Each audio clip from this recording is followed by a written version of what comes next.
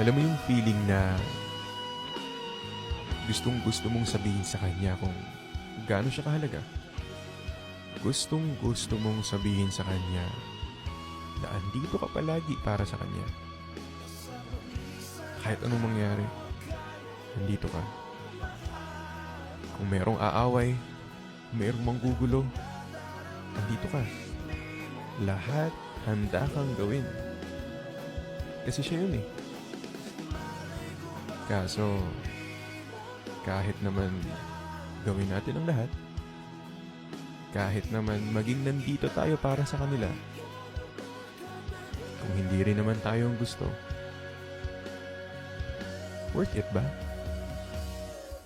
Tumingin ka sa aking mga mata at hindi